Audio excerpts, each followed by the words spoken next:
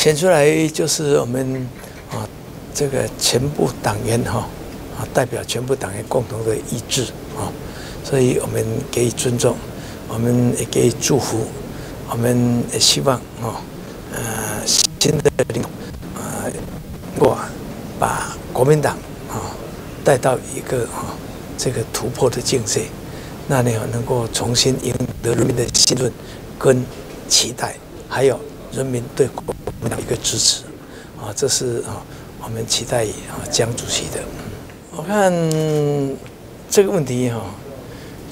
党主席要去好好思考因为每个人的看法，他的立场都不见得能够一致。那呢，让新主席去好好发挥，去好好整合，还有不同意见的也可以加以磨合。最后呢，党总是要提出一个能够为全民比较共识的一个两岸论述出来。党主席的选举在今天尘埃落定，但是考验明天正要开始。未来我更将加强深耕地方的工作，与地方的县市首长、县市议会一同并肩作战，与基层的人民一起呼吸，从地方获得养分，由下而上的落实改革。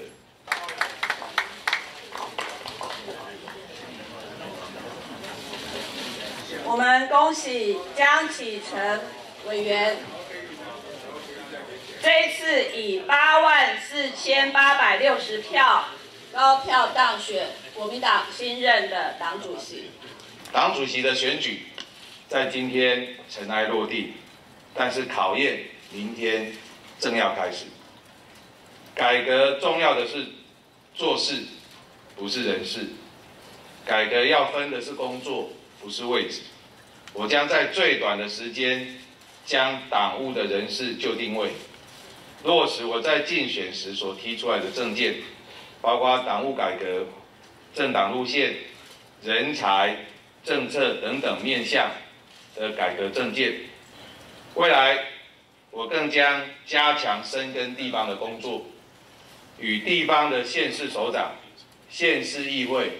一同并肩作战，与基层的人民一起呼吸，从地方获得养分，由下而上的落实改革。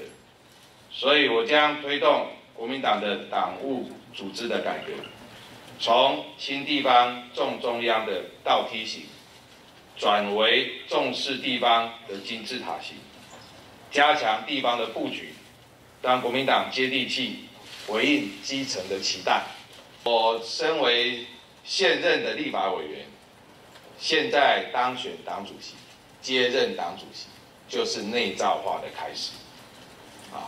未来当然我们也希望我们的常会也好，也能够更具有民意基础的代表性。不管是在将来的改革上面，以及工作的遂行上面，我们希望更贴近民意。所以内造化是一个方向。当然不必然每一个职务都是由这个公职具备公职身份的人来担任并不是这样